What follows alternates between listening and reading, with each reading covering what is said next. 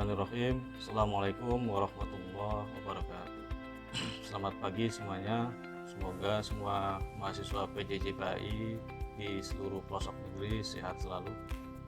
Saya Dr. Is Arifuddin MAG, dosen PJJ Syekh Nurjati Cirebon, pengampu mata kuliah Ilmu Pendidikan Islam dengan kode ITK 6003C. Pada hari ini kita akan membahas materi tentang prinsip-prinsip pendidikan Islam.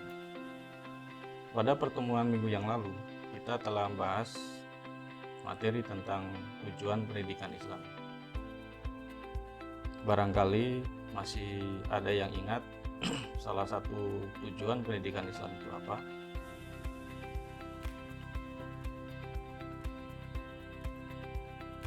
Sekarang kita masuk pada materi pembahasan tentang prinsip-prinsip pendidikan Islam.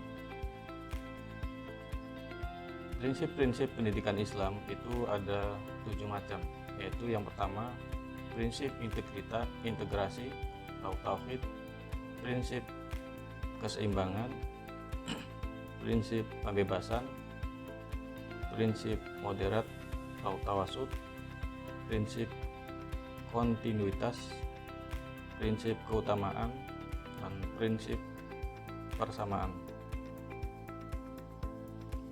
Prinsip integrasi atau tauhid, di mana pendidikan Islam itu tidak hanya mengkaji tentang ilmu-ilmu agama, akan tetapi juga mengkaji ilmu-ilmu umum.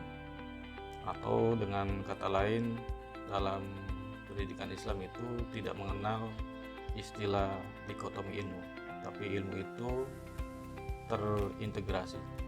Seperti kita ketahui bersama bahwasanya sumber dari segala sumber ilmu adalah Allah Subhanahu wa taala.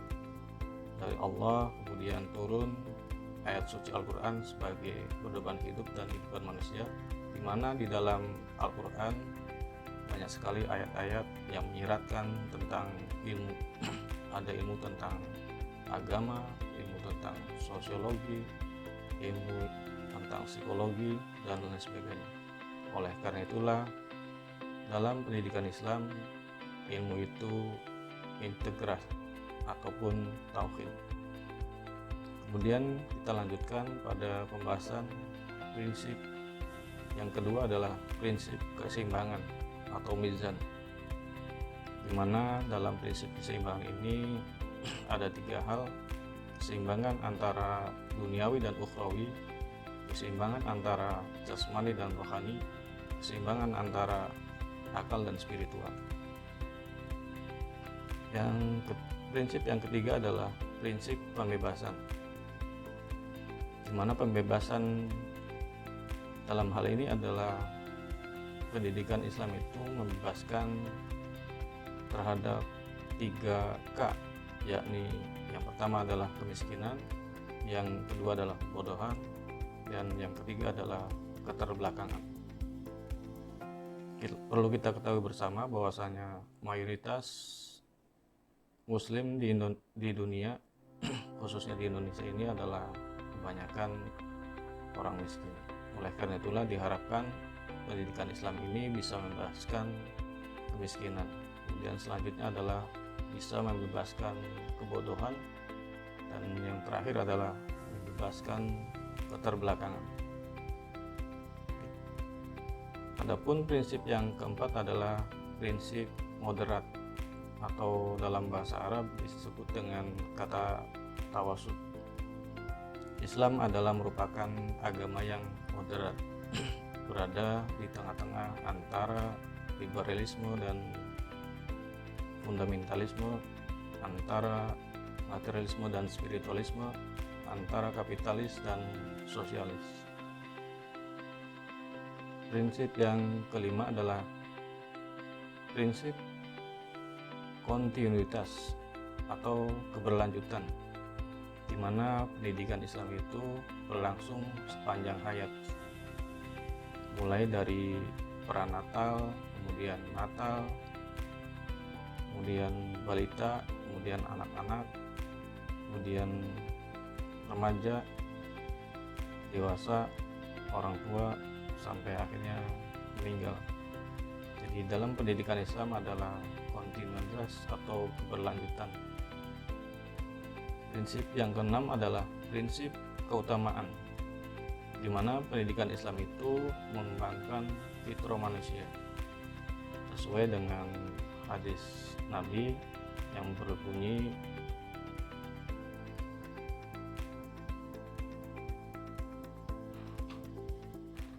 kullu mauludin yuladu 'alal fitrah,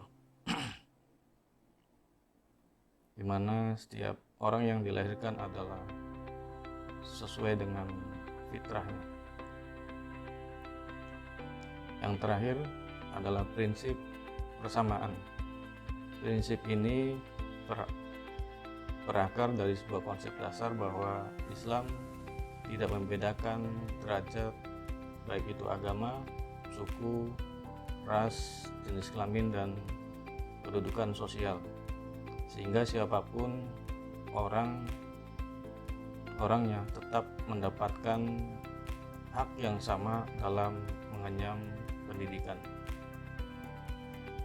Dari pemaparan tentang prinsip-prinsip pendidikan Islam ini, ada sebuah kata moderat.